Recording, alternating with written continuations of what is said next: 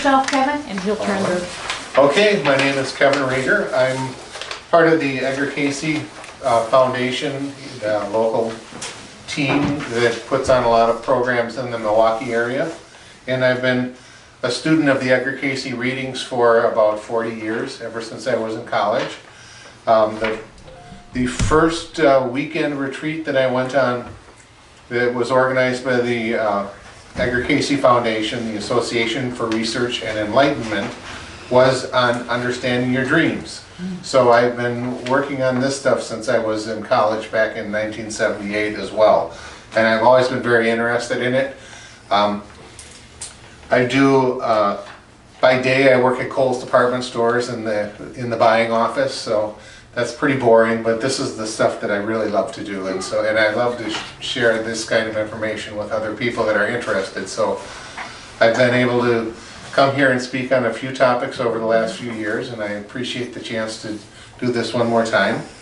I'm actually doing this in a 3-hour format in Chicago, not Chicago, but Des Plaines, Illinois, in 2 weeks, so this is a really perfect way for me to get all warmed up for that one. So we'll see how that goes. So the idea behind this is we'll cover some information, and then I really want to actually work on doing some dream analysis with anything that you can bring up, any dream that you're willing to share that we can work on, or else I'll just, bring up a dream of my own. So I was glad when you were talking about the aims of the Theosophical Society to really work on bringing forth those latent abilities we have, such as intuition, because that's exactly what dream interpretation is all about. It's like understanding your dreams is understanding yourself. And we have the ability to understand our dreams because our subconscious is really trying to give us information. Sometimes it's even the superconscious that really give us spiritual guidance. So I've had several dreams over the course of my life that I really found very profoundly important and helped reassure me or guide me in times when I really needed it. And I think that kind of help is available to everyone if they really are willing to spend some time and work with their dreams. So this is my handout, and I'll just kind of work from here. So here's a few facts. One is that everyone does dream, and many people will say, well, I don't dream, but that just means you may not remember your dreams. But it's been proven that if you don't dream, you basically will eventually become psychotic. I mean, our dreams are an integral part of our just normal way that we actually integrate our daily events and our conscious life with our subconscious and how we maintain our mental health. And so everyone does dream, and they basically integrate the day life with the night life while we sleep. So dreams can be a source of insight from a higher self. That is especially true when you actually are working to find your higher self. When people that really have no interest in spirituality and self-development, maybe dreams will not be helping them that much. But the more that you are on a path of spiritual enlightenment and striving for improvement and insight, the more your dreams are going to be available for you as one of your aids. Let's see. The other thing is, if you dream a dream, you can understand it because you're the one that created it, and so the meaning is there, and you can understand it if you work with it. So how many of you work with your dreams now? Okay, I see a couple hands. How many people have some dreams that they have worked on in the past where they did come to some kind of an understanding of what it meant? Okay, great. Well, we'll see how close this method comes to what you guys have been doing, and hopefully it will be helpful at least in some way. So here's some. Does everyone know who Edgar Cayce is? Probably not. He was a psychic that lived in was born in the mid-1800s, and he died at the very end of World War II, about right in 1945. spring of 1945. And he found at a very early age that he was able to be put into a hypnotic state if he went to sleep. He could be put into a sleeping state and ask questions, and he was able to respond aloud. And he was able to access information that was far beyond his own personal knowledge. He felt that he was able to access the Akashic records. And there were 17,000 sessions that were recorded word for word, every question asked, every answer given. And those are all kept at Virginia Beach, Virginia at the ARE headquarters. And so a lot of the quotes that I might mention here and some of the ideas of just the basic principles of what's the best way to understand your dreams, that comes out of some of those sessions. So here's a few quotes. Sleep is that period when the soul takes stock of that which it has acted upon from one rest period to another. That's that whole idea that we really do integrate our daily life while we sleep so that we're ready to continue on the next day.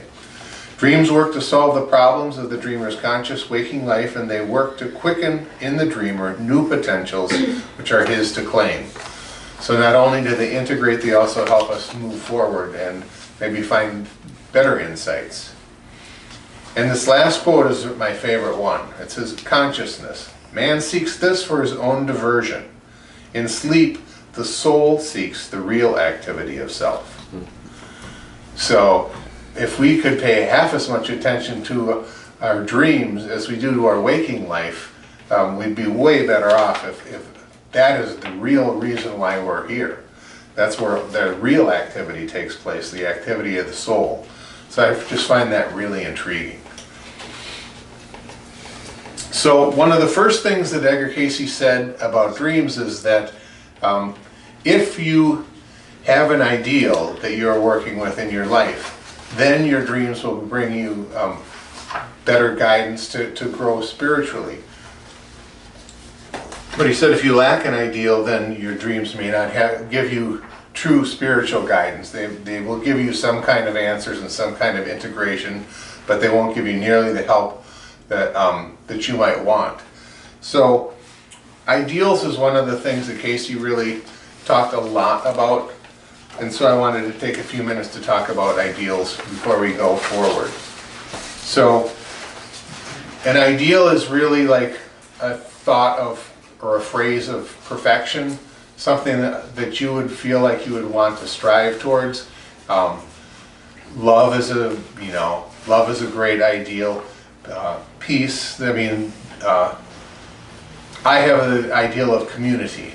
To me, that really speaks to the way I want to live my life, and fostering that sense of community at every different level and searching it out. And that's one of the reasons why I love coming here, because this is a community, you know, and so is the ARE and the groups of people that we get together in Milwaukee to do that.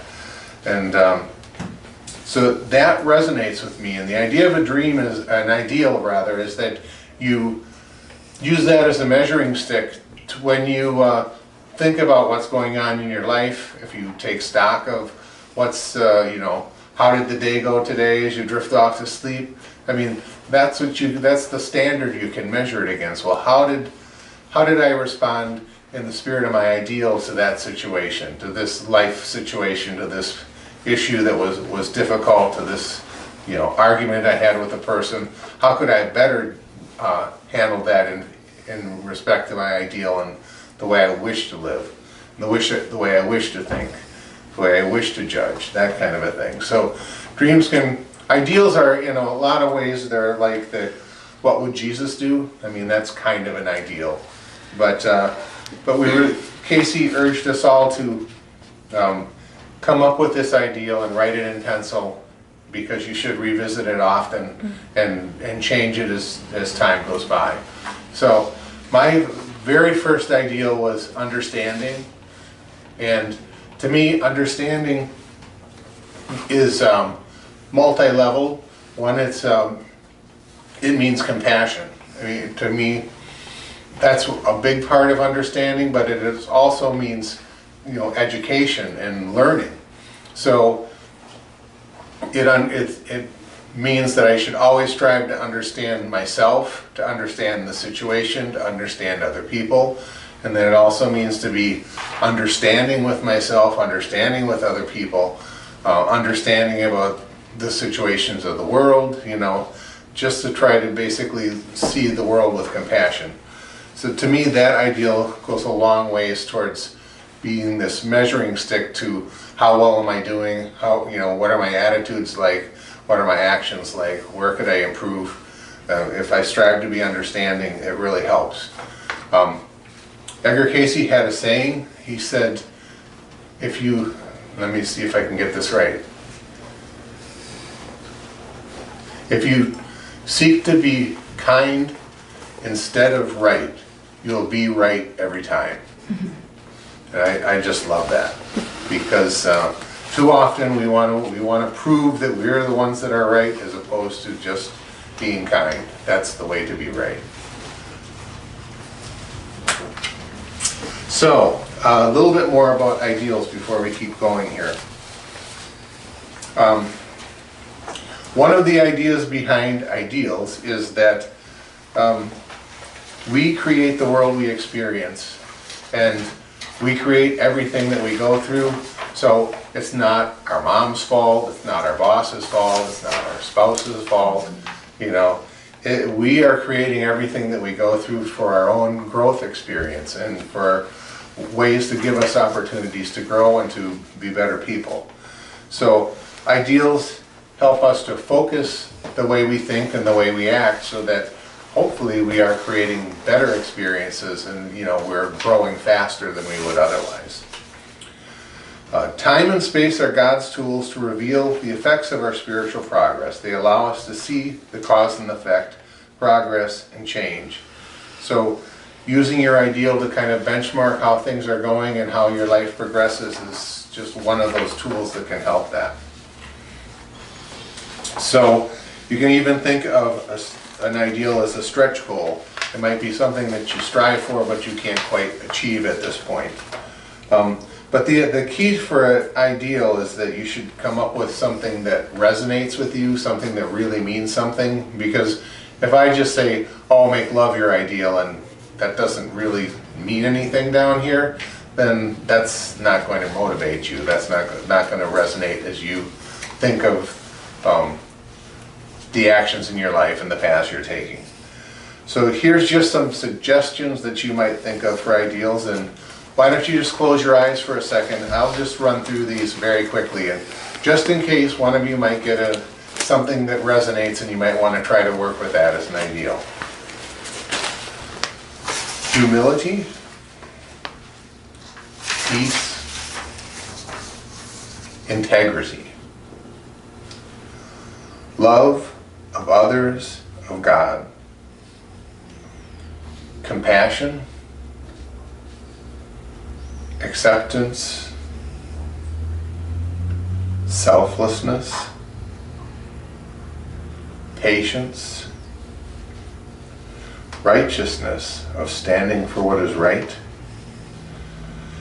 mercy, being merciful in judgment and action, Jesus, forgiveness,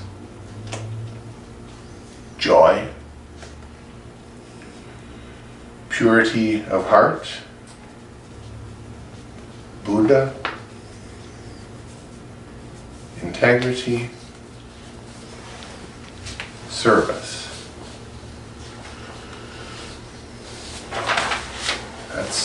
I'm sure I could make the list a lot longer, but there's 15 or 20 words to consider. So did any of that resonate with anyone? Okay, well maybe that will help a little bit. So one of the things about ideals is that it encourages us to judge ourselves by a different standard than what the world might judge us. So it helps really internalize that. So one of the things that Cayce mentioned was that one of the tasks we have here on earth is to learn patience, forgiveness, and how to view the world through a spiritual viewpoint. And he said that meditation was one of the key ways to do that. He also said that spiritual study, especially with small groups, can be very helpful. I think that this is a perfect example of that. When you get together, continue to learn new things, have great discussions week after week. That can be very helpful. So that's enough about ideals. But again, when you have an ideal, it can help stimulate your insights from your dreams.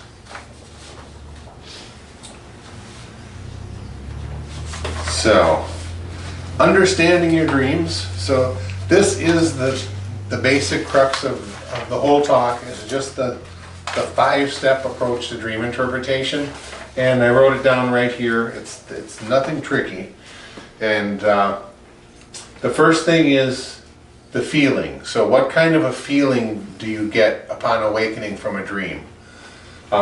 If you start to work with your dreams, even if you don't recognize that you had a dream, start to think about what am I feeling when I awake? Am I calm? Am I nervous? Am I happy? Is there joy? Is there fear?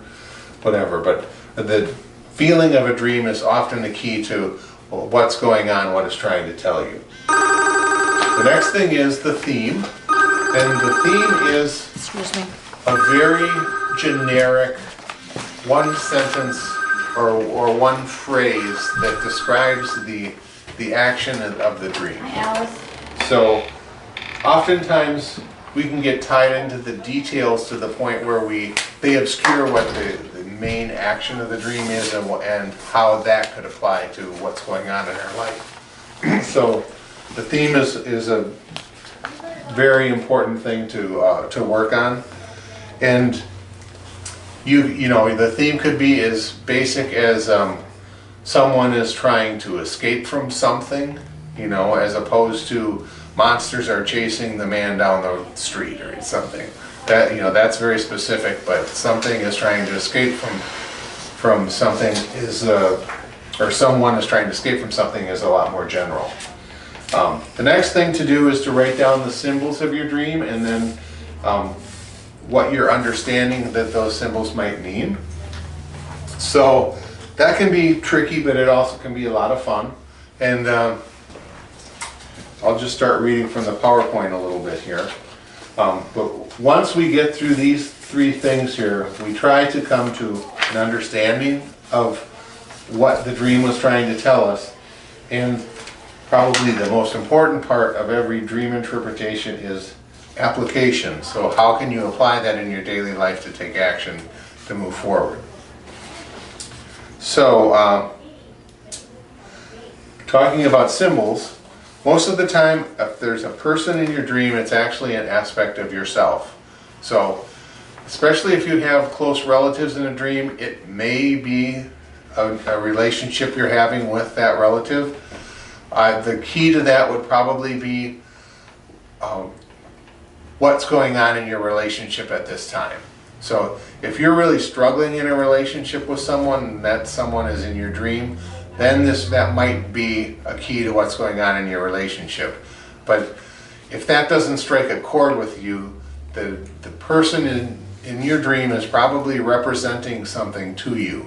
And the easiest thing to do there is to just say, okay, my mother is in my dream. If I was going to describe my mother in 4 or 5 words, what would I say? And that will usually trigger what that symbol is supposed to mean to you. And you basically do the same thing for an animal that's in a dream or anything else that's in a dream. A mountain, a stream, but especially animals and people, because it's easy to think of them literally. And what you really want to do is to think of the qualities, the traits that really stand out to you, and see if that has some implication in what's going on in your dream, or in your life, I mean. Scary dreams are usually telling us that it's time to face something that we're trying to run away from or afraid to face. Dream books can be helpful. So And these days, you don't really need a book. You can just Google something. There's lots of little sites that will have dream symbols on there, and they can vary a lot. So I would not just assume that because I found a site and they are telling me the symbols of a dream that those are really good interpretations. If they're not resonating to you, they don't make a whole lot of sense, find a different site. This book is one that I would recommend if you're someone that still likes to buy books or read books. I'm sure you can get this in a Kindle version or whatever. It's called The Best Dream Book Ever, Accessing Your Personal Intuition and Guidance by Kevin J. Tedeschi. And Kevin Tedeschi happens to be the CEO of the Edgar Cayce Foundation out in Virginia Beach, but I've known him for many years. He's a really great guy, and dreams are one of his special fortes. He works with dreams all the time, gives programs about dream interpretation a lot, and there's a ton of good information in this book. I'm actually using this book to do a little monthly dream session interpretation workshop over at the Unity Church in Wauwatosa. We just do a chapter a month, one meeting a month.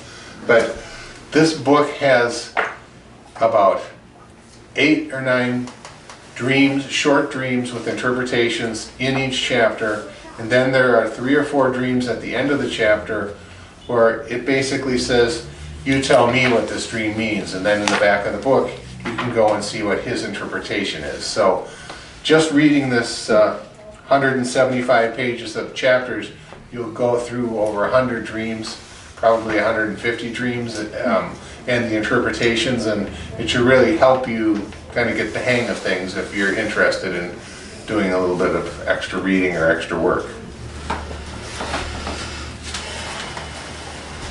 So one thing about dream symbols is many symbols are universal, but still each person can have a unique spin on a symbol, and that really does tie into just your life as opposed to our shared cultural life.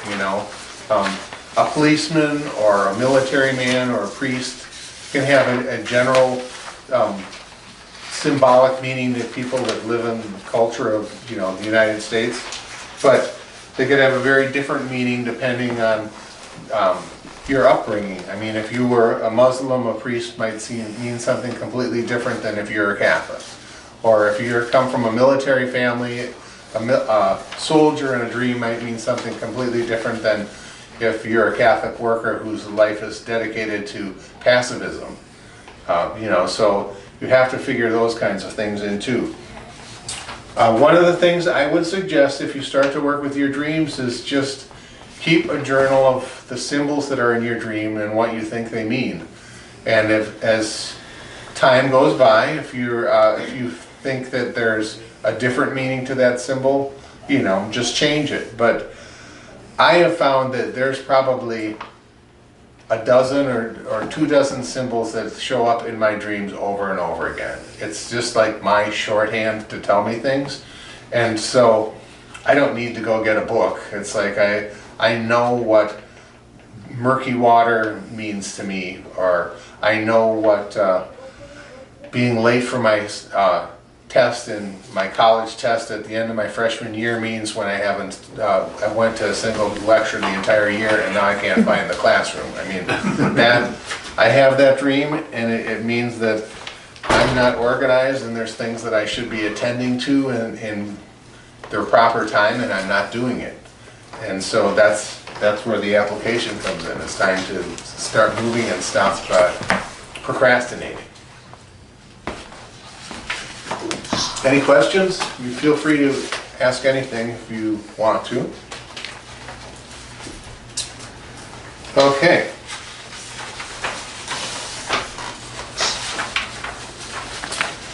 So, what the heck do these symbols mean? So, the whole idea is, how can you understand what the symbols are in your dream, what they're trying to tell you? So one thing is to try to listen to your inner self. Again, I mentioned before, start a simple meaning list. It never hurts to write things down. It really can help cement things in your memory and your understanding. One thing is you can try using free association. You know, if I see a mountain, I think of higher realms. If I think of higher realms, I think of spirituality. You know, I mean, you can do this with almost anything. The other thing is, don't be afraid to work with a symbol in meditation or in contemplation. If you silence yourself and just try to visualize a symbol, I mean, try walking around it and see what's behind it. Flip it over and see what's on the bottom of it. Ask it a question. I mean, ask it, well, what are you and what do you mean? And I'm not especially good at that, but I do know people that have gotten insights that way.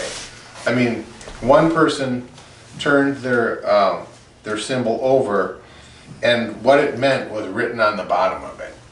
I mean, that's what they saw in their mind's eye. So you never know what can come when you take some time and actually try to do that. Another thing to analyze dreams and the symbols in your dream is to try to summarize your dream in haiku. Does everybody remember what haiku is? Learned it a long time ago. I don't know, back in grade school, I guess, maybe high school. But it's 3 lines, and it doesn't rhyme, but the idea is that it always has to be 5 syllables in the first line, 7 syllables in the second line, and 5 syllables in the third line. And what I have found when I use this is that it gets your conscious mind out of the way. Like if I try to summarize the action of a dream and I have to do it in a haiku, I don't even quite know what the next line is going to be on, because I'm just trying to sound out how many syllables is that. Oh, that's not enough. What other word could I use? Well, you know, and I'm done in 30 seconds, and a lot of times it's like I never would have thought of that, and something came out of doing that little exercise that actually gives me insight. So plus it's kind of fun. So, you know, these are things that don't have to be work, although they might take a little bit of time. So that's the basic key to dream interpretation, is that if you're coming here because you're hoping for a 10-second solution to what every dream means upon waking, so then you can just get dressed and go off to work, it doesn't work that way, not in my experience anyways. You need to say, I'm interested in my dreams, and I don't spend 15 minutes on my dreams every morning. I mean, I don't have the time to do that. But if I'm looking for insight, and I'm concerned about a problem or a situation, whatever, then I will spend that time, and I will give myself a dream suggestion at night. I will really try to make sure that I wake up in the morning and pay attention to whether I had a dream or not. If I roll over in the middle of the night and I realize that I was dreaming, I lay there long enough to try to understand exactly what it was and maybe write some of it down. Because when you're ready and open to work with your dreams, you will get more dreams. And it takes a little while, but even if you don't get a dream, if you're willing to take that 10 or 15 minutes in the morning and do some journaling, you're going to get insight from that. And plus your subconscious mind will start to go, oh, this person, he's really interested now. He's actually doing the work. He's going to be open. He's going to be searching. Let's give him some more information. Let's give her some more information. So it really does work that way. So where do I start? When you're working with your dream, the emotional feeling is always the first place to start. And you should try to think about a life situation where that emotion would apply, because that's often the key to guide you as to what the dream is trying to point you to. Does the action theme apply to a current life situation? So that's the second step, is the action, the theme. So are you trying to run away from something, or Are you seeking something, or do you feel like you're on the cusp of accomplishing something, or reaching a goal, or reaching a destination? I mean, those kinds of things. A person is a symbol. What characteristics best describe them, and is that an area that actually applies to your life today? Same way as an animal. I mean, I mentioned these before. What character traits best describe them? Is that an area of concern or an area that would apply to life situation now? Again, try summarizing your dreams. Sometimes that can work. So, as far as how you would improve dream recall, one of the things you can do is ask for a dream as you drift off to sleep. Another thing is to wake without an alarm, because that can really jolt us out of whatever's going on. They talk about the dream state is the subconscious state, the waking state is the conscious state, the veil is very thin. So you can have a dream that you're waking up to, remembering, thinking about, and you go, oh, I've got to go to the bathroom. So you get out of bed, you take 2 steps, and by the time you get to the bathroom, you can't remember your dream, because you walked through that veil, and it's just that easy to move from one to the other, but it's hard as heck to move back. So you really do want to try to focus for a while before you stir, before you move the physical body. It doesn't hurt to keep a pad and pen by your desk, or a recorder, something that you can actually take some notes on, because I've talked to so many people, and it happens to me too. It's like, oh, I had this dream and I remembered it so clearly at 4 in the morning, and then when I woke up at 7, I don't remember what it was anymore. I just remember that it seemed like it was really important, So one word of I guess encouragement there is that if there's something significant that you're supposed to know, you'll have another dream. That's the subconscious can find 100 different ways to tell us the same thing, and if you're not getting it one way, it will try to give it to you in another way until you finally do understand it. So that's encouraging, because if there's something you really are supposed to know, it'll keep trying. So again, it's good to record your feelings in the morning, even if you don't have a dream. So if you use the time to journal, do some spiritual writing, even if you don't remember something. Share your dreams in a group. That can be a good way that, 1, you get practice, 2, you get other people's insight as well. I'm in a meditation group that meets weekly, and there's just like 6 or 8 of us, and we will always take 15 minutes to talk about dreams if anyone has a dream to share, and we'll work on analysis of the dream. So one of the things that can be really helpful, because somebody else can come up with an action theme that maybe isn't apparent to you. Yeah? I have a question. So just like a minute ago, I was looking this way, and I've had this experience multiple times, that I remembered this moment from a dream I had earlier. Oh, really? Yes. Have you ever had Wow. something like that?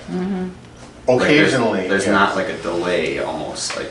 That it's just all of a sudden it flashes in your memory that, Yeah, oh, it's I like, dreamt yeah, this before. I dreamt this moment. Yeah, that happens to a lot of people. Yeah. Okay. Just- It's deja vu. Yeah, it is. It Yeah, is I have that deja vu. experience a lot. Okay. So, yeah, You think one, it's deeper than deja vu? Like it's like previewing your life or dreaming your life into like. well, Edgar Cayce said that nothing significant happens in anyone's life without previewing it first in a dream.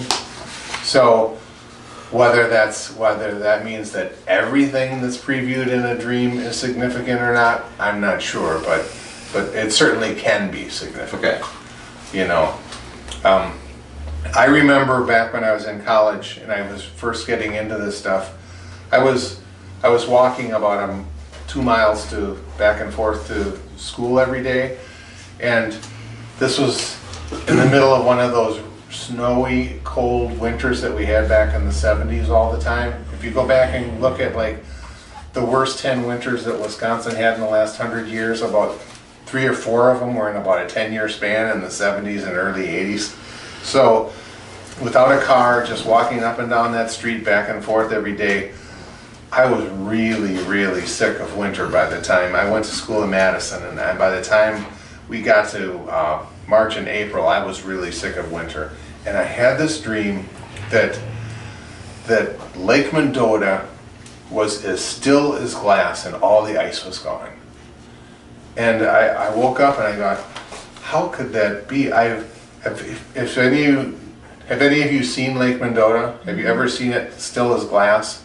It isn't. It's such a big lake. It's always filled with waves.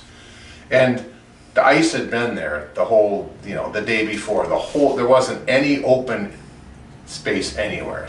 So I turned, I walked down State Street, I turned the corner to where I could see Lake Mendota, and I just looked over at it like I always do, and it was still as glass, and there was not a bit of ice on it.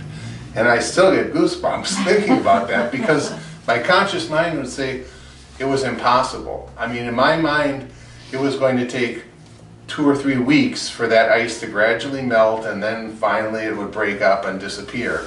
And for the lake to actually be completely still, I didn't think that would ever be possible either.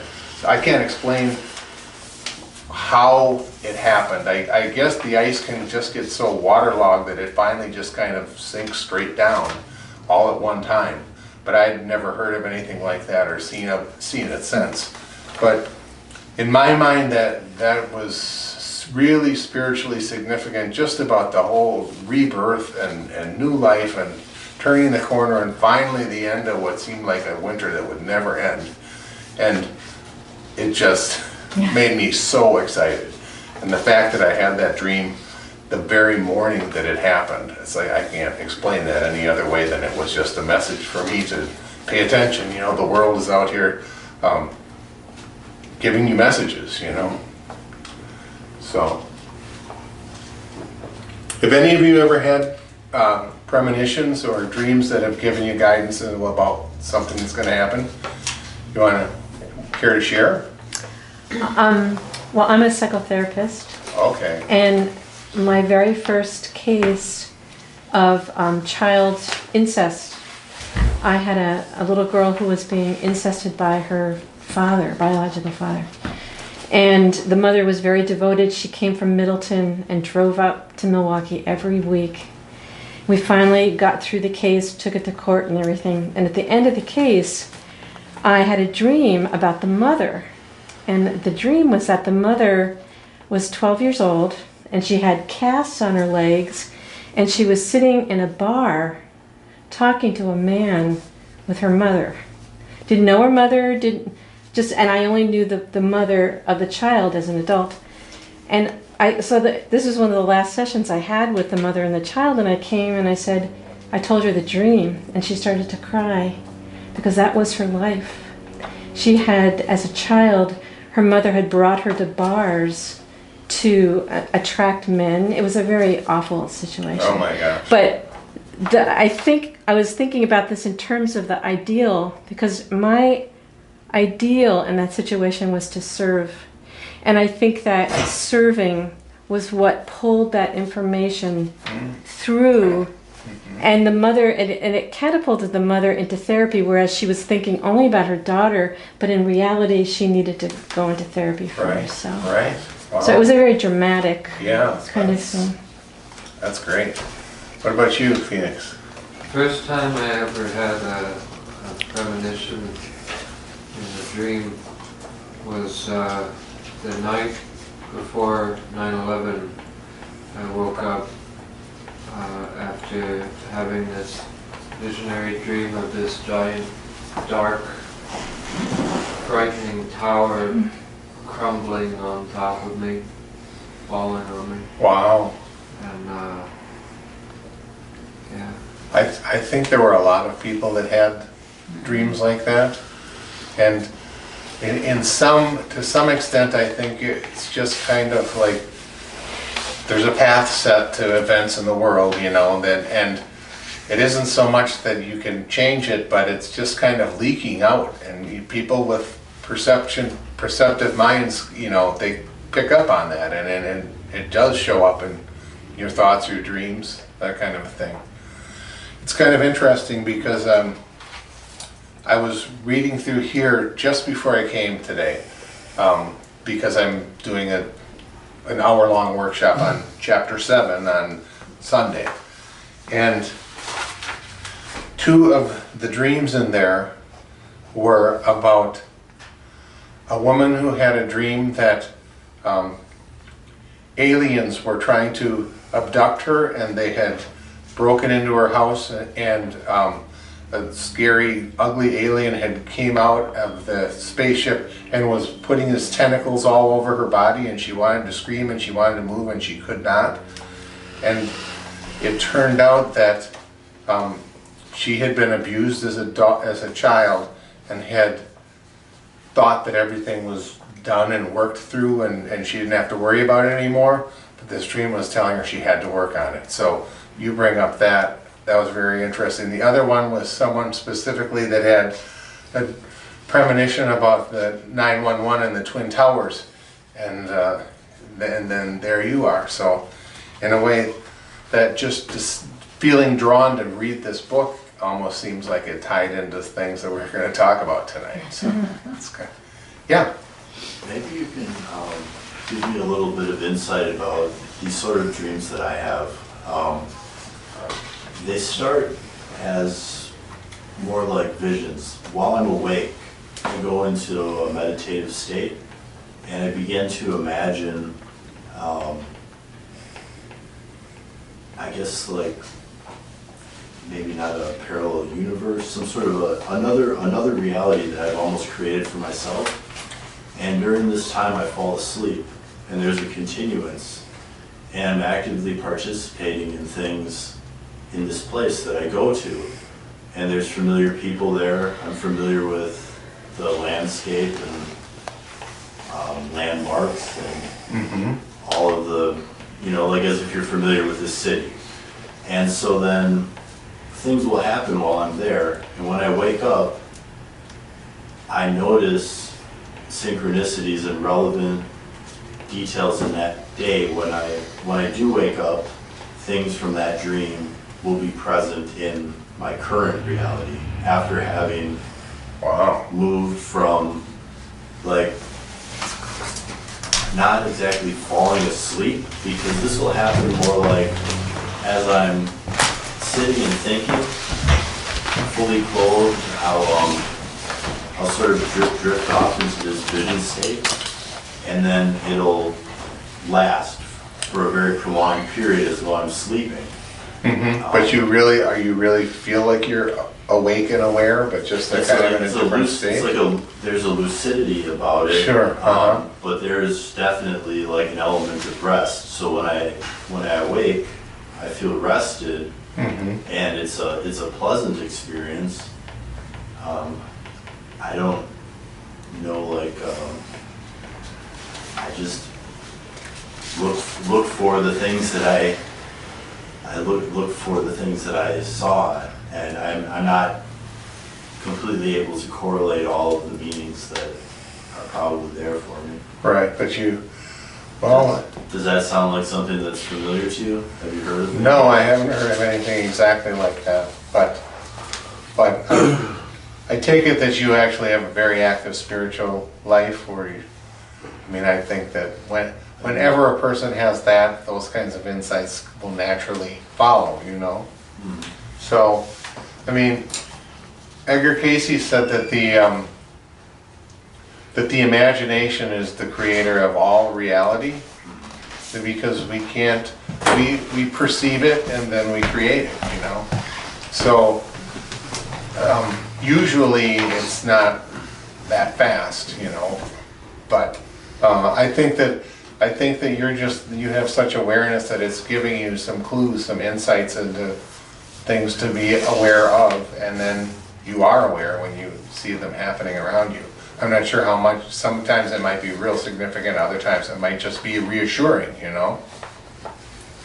Other times it's just in the middle of the day, like, say I could just use you for an example, like, I don't have anything to share right now specifically, but we could be in the middle of a conversation and like I could just ask you like, well, so yesterday at like 10:30 a.m. did you eat granola with bananas, and were you also like sitting in your backyard, your patio furniture? You just say yes, that's what I was doing. So, okay. It's like, it's really like, a lot of times it's really just like minutia, but other times it's like, it's really fascinating because most often it happens when I meet a person for the first time, like within the first, say, less than 1 minute, I'll just like look at them deeply, like not so much with my eyes, but just completely looking at them and just listening like completely and learn a lot about that person.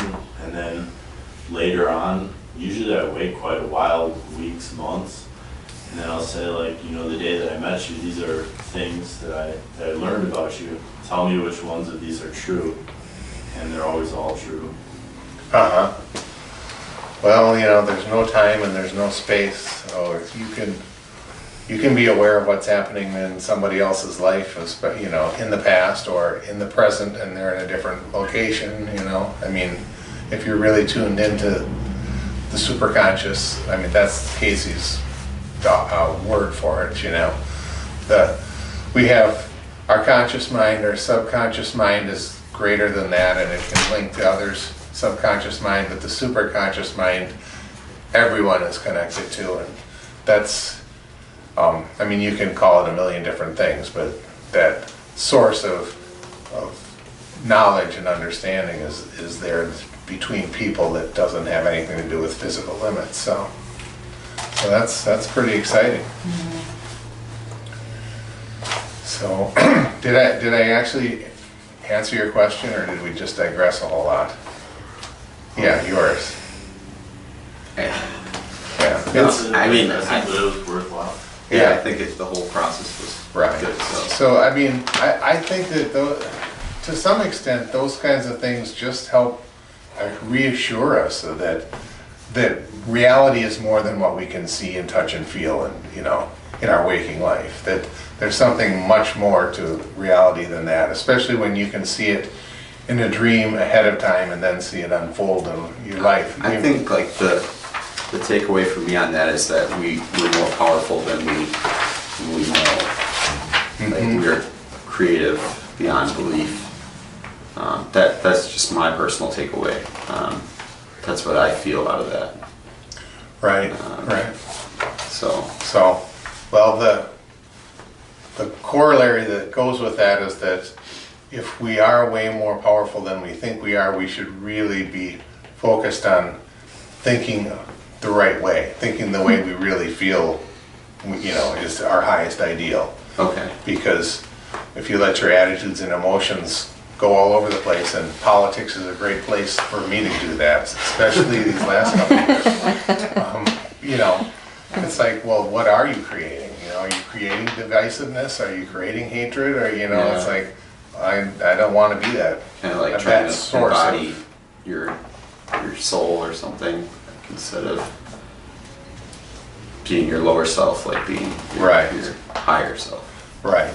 Because if, at the very least, it's creating a reality that I'm living through, you know. But if it's having an effect on everyone else too, at some level, I don't want to be the source of that either, you know. So yeah. So it's a responsibility as well as just something to think about, you know. Yeah. Let's see, where am I here? So, okay, improving dream recall. We'll get back to this. Apply what you get from your dreams, and then your subconscious mind will really understand that, hey, you're interested in working with this stuff. I'm going to help you with more insights. Pray and meditate regularly. There's nothing better than that than help you move along the spiritual path and get greater intuition and greater insights and more peace and you know, and hopefully more health as well than anything else. Another thing is, if you aren't getting any dreams and you're frustrated, then just analyze a waking situation in your life as if it was a dream. Because the same thing that we're seeing in our dreams, you know, things, the situations in our life are also trying to tell us things. And so it doesn't hurt a bit to come up with what's the feeling, what's the action theme, what are the symbols in this waking situation, and what could I be, what could this situation be trying to tell me? How many of you have felt like you run into a problem situation in your life and you manage to escape from it, and then 6 months later or a year or two later you have another situation where the same basic thing is happening, although someone else is causing it, you know, or someone else is involved? I mean, if we don't learn from those situations, you can try to run away, but you never succeed. I mean, sooner or later you're just going to meet this situation again and again until you conquer it. So, or at least learn what it's trying to tell you. So, I think that that's really important. Are we doing on time? Well, this was good. This is good. Because I want to spend some time and we'll work on a couple dreams before we call it a night. I'd sit maybe for about 15 minutes or so after 8 o'clock. So just a few closing thoughts. Here is a quote from the Talmud. A dream not understood is a letter left unopened. And then this is the other quote that I had kind of paraphrased before. Nothing significant happens in a person's life without first having first previewed it in a dream. Just remember to try to practice interpretation skills by using current life situations. If you don't remember your dreams, try writing in haiku. And if you want to understand your dreams, then get to work. That's a quote by me. So I did want to give you an example of a significant dream that I had that was very helpful to me. About almost 25 years ago now, I was working for a company that I just loved, but the company was going through financial issues, financial problems, and I kept on trying to decide, well, is it time for me to look for another job? But geez, I hate to leave this company. What if it survives and I'll regret having left here because I love working here? And I had this dream that the president of the company and I were standing in a field, and there was a little open-air biplane there, you know, like a World War I plane, and we were taking a trip, and he was the pilot, so he hopped in and I hopped in behind him, and we started to turn on the engine and start to roll down the field, and I could see at the end of the pasture there was a big, tall, green wall, and we're taking off and we're heading towards it, and I realized we are not going to be able to get over this wall. And just as we were about to hit the wall, the plane was on the ground, we were both outside, standing next to the wall, and we were fine. And I interpreted that dream to tell me that the mountain of debt that the company had in front of it was too great to actually get over, but that it was going to be a soft landing. It was going to be a landing that didn't, you know, cause anybody harm, and that I would be fine. And what happened was the company did declare bankruptcy, and then this was about 3 months after I had that dream, 2 or 3 months. The company declared bankruptcy. It was bought out by another company, and they really wanted to get an understanding of what all the systems were and how we were running the company, you know, before they took it over, because it was all things that, you know, the systems especially were things that they weren't familiar with. And so they asked if I would be a consultant and work for them for 6 months. And I did, and that was a great experience. And then about 2 months before that 6 months was up, I thought, well, I really should try to find a job. And I sent out 2 resumes, and the second one got me a job interview and a job. And I left there like a month early and started a job. I've been there for 22 years. So everything worked out perfect, and it was a soft landing, and it it helped me to calm down and just focus on day to day and not, you know, not be a basket case for those 3 months before it all happened. And when it started to unfold, it didn't surprise me a bit. I just knew that everything was going to work, and it did. So it was a very, very helpful dream for me. So anybody have a dream you want to talk about or you want to analyze? Yeah. I didn't really want to analyze the dream, but I just wanted to go back a little bit. I did have a dream that to me was strikingly a premonition. I was walking along carrying a tray of appetizers, and a friend of mine who I had a falling out with walked by and he snatched one out with a flourish, you know, and we smiled, had, you know, very friendly interactions. The following day, Locust Street days, and he didn't live in town, he lives in Vermont. I was there watching a Tai Chi demonstration, and from behind me, I don't know what he did, but it was real sudden. It was the same feeling. I turned around, there's my friend. We spent the moment that we had, the moment of interaction kind of dissolved the conflict, and we spent the rest of the day together. So, Wow. Yeah, Yeah, that's that's great. perfect. Yeah, Yeah, perfect that's really- example. Yeah. But you know, that dream can help you be aware of that, you know, to look for it and to, you know, and to recognize it. So that's a great dream. So I feel a little inadequate. We have a psychotherapist here, or is that what you said you were? I'm sorry. Just like, you know, we have an expert and an amateur, and I'm doing the amateur doing all the talking, you know. But all I Everybody's can- an expert in their own dream. Right. yeah, that's true. All I can say is this is just my experience over the last 40 years off and on with, you know, working with other people and attending some seminars and what, you know, how it's benefited me. So I know it can be done by a layperson. How's that for selling it, huh? Just fine. So let's work with a dream. Can somebody give me one that doesn't go on for 5 minutes? Yeah? I could try. Okay. Okay, so I was using a fishing rod to fly through the air. So I was like casting it and then like pulling myself.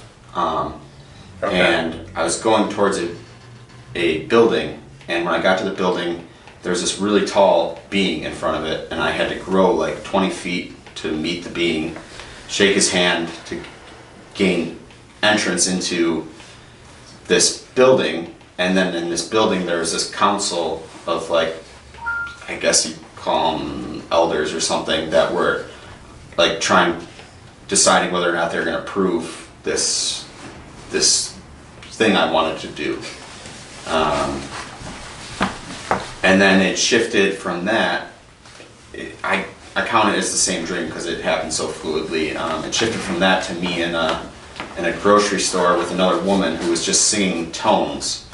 And she was singing tones at a vibration that was just like, everyone is going about their business buying groceries, and then like, as soon as this woman started singing tones, everyone just kind of like woke up, like just like that, like they recognized the frequency, woke up, and I was just like, cool, like this is what we've been waiting for, like this is pretty awesome. So that's a dream that has a lot of importance to me. It's gotten me through hard times. It's what I've like really tried to like follow to like follow to completion, because I feel like it's one of those dreams that is telling me I have a task to carry it out. But I would love to understand in more detail what exactly that might be meaning. Yeah. Okay, well that's a fairly easy dream. So what? Well, yeah. So what feeling did you have when you woke up? When I woke up, it was inner knowing. Inner knowing. Okay. See, that's an interesting one.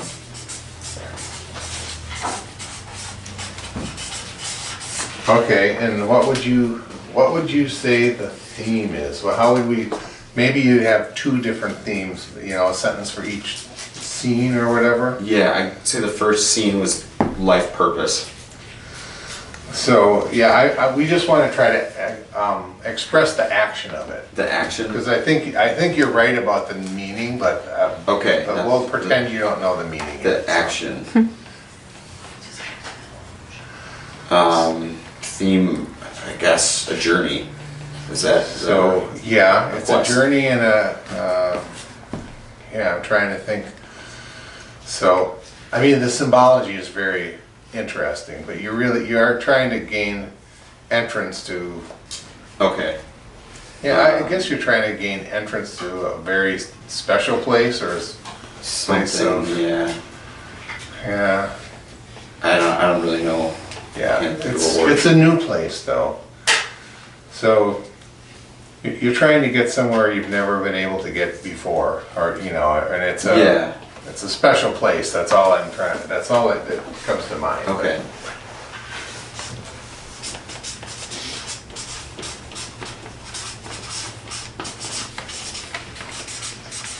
I'll just say a new destination. Okay. Okay, and, well, so, in the grocery store, someone is doing something, and what is she actually doing? She's just like raising consciousness through her voice. Right, yeah, she is. So, She's like chanting. She was singing. chanting. she's, yeah, let's just say that, so someone is chanting to awaken others, how's that? It's still kind of specific, Yeah, but that's the word. it's so obvious, you know, what's going on. Was it more like just hitting a certain frequency with your voice? Like, "Ah," or was it a chant?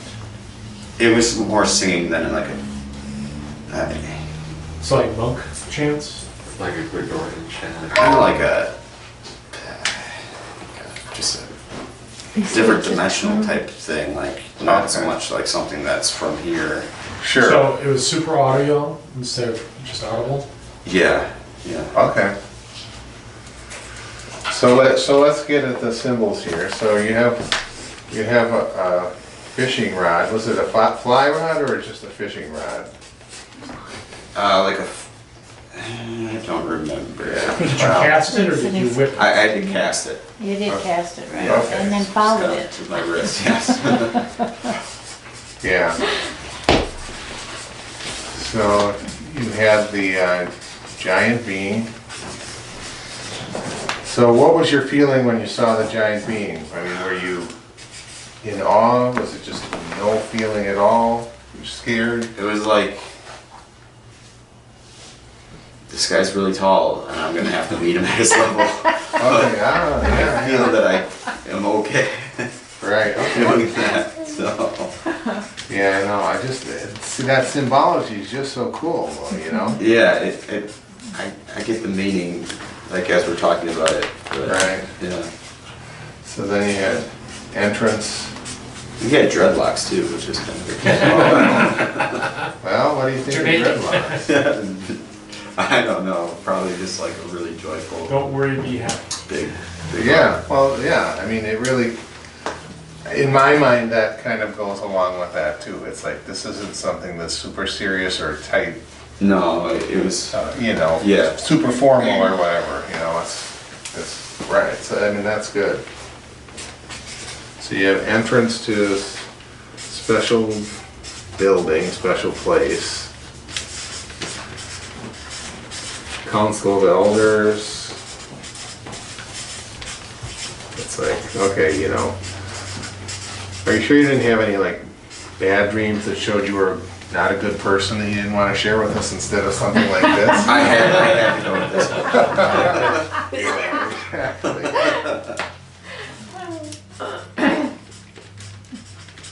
Provision. I'll just write them all down. We won't go through everything here. But then, so woman toning, I'm gonna call it toning. Yeah, that's perfect. People awakening. Is there anything with the grocery store? Yeah, I'll put that in there, grocery store. So, you know, so then it's like, well, what do you think of when you think of grocery store, you know? I mean, Sustenance? yeah, sustenance. Supplies? Yeah, we'll just talk about it, right, yes. Sustenance, supplies, nutrition, you know, it does definitely speak to this idea that it's a place that you go to be positively reinforced, you know, I mean, like, as opposed to liquor store, you know, or something like that. So yeah, so I think that's a positive thing. The woman toning and the people awakening, I mean, that's really this whole, I mean, it's just a really positive message that there's something spiritual that's coming across, and that people are aware of it. You know, they're coming into awareness of it. I mean, I think that's what that dream is telling you, that, yeah, you're one of those people. You're coming into the awareness of this. Yeah, I never really understood the growing to meet that person, but now it makes complete sense. Yeah, I had to grow right, to, exactly. yeah, so. So you never understood that until you had to just kind of explain it in different words? Yeah. Yeah, because the way you described it, it's like, well, there's the meaning right there. Obvious, right. Right, you have to grow to meet that person, to meet them face to To face gain or eye to permission eye. to this Yeah, yeah, board or counsel, whatever. right. Yeah. yeah, that's great. So even the fishing rod pulling you forward, great. I mean, so in my mind, you know, use a fishing rod to catch fish. The fish are in the water. Fish is a very spiritual, you know, symbol to me, and you know, it stands for Christianity, and you know, at some level, it stands for spiritual awakening or understanding. So this idea that even this idea that it was pulling you forward, Right. just seems like it just shows you like this is all happening right now, and it's almost like you can't even stop. Just hold on, and you're being pulled right to it, you know, or right I mean, into I it. still have to cast it, but it's pulling me forward. Right. Right. So it's Yeah. Oh, yeah. Cool. That's a perfect analogy it's a too. cooperative relationship, I think. Hmm. I never thought of that with the fish symbolism either. Yeah. So that's it's I mean that it really is just all together. I think you already basically understood, and it's given you some guidance and reassurance, you know, over and over again. It's pretty much saved my life, so. Wow. Oh, nothing significant there. No. Wow, that's great. So, yeah, so I think we've just talked through the understanding that it really is reinforcing that you're on a path and that you're ready to move forward, and that, you know, you've grown to this, to meet it, and you're ready for it, you know. Yeah. And now you're awakening to it. And it's like your application is just what you said, you know, it's time to actually use that in your daily life and know that you're ready to do this and own it. You Yeah, know? the only thing I think about is like with that council of people, like if that's more of like you said earlier, that anyone you see in a dream is a representation of yourself. Like maybe the council is like my own sense of self approval. Yeah, I think it could be your own like sense of, you know, inner wisdom, Okay. you know, understanding that like you don't have to worry that you're not smart enough or that Like you're that- not ready to, because no, they're here and they're, you Yeah. know, it's like it's already there. The knowledge is there, and they're really helping you be ready for it. They're determining what's the next step for Okay. you, you know. Sure. That's the way I would read it anyways. So one of the things that Cayce always said, and that Kevin Tedeschi does too, is that don't sit there and tell someone else what their dream means, Right. because they are the only ones that really know whether a symbol makes sense to them or whether the situation you're describing makes sense to them. So it's better to actually say, what do you think about this? Would this have any application in your life? They say no, well then move on to something else, you know. Sometimes they might not be ready to see it, but sometimes you just might be jumping to the conclusions of what this dream would mean to you, but it doesn't mean the same thing to them. So, That's great. That's Yeah. a good example, right? yeah. Does anybody else have one they want to share? otherwise I'll call it a night, I think. We're quarter after. Oh, so- perfect. Yeah. Okay, well, thank you. All right, well, thank you very much. It's been a pleasure. I hope you work with this stuff a little bit. One, it can be fun, and two, it can be really helpful. And I get some great insights from my dreams, so I hope that you all do too. And I'm sure I'll be back here in 6 months or so. If you had any dreams that you want to share, let's talk then. So Okay, thanks a thank you, lot. Kevin. Good night. Let's finish up by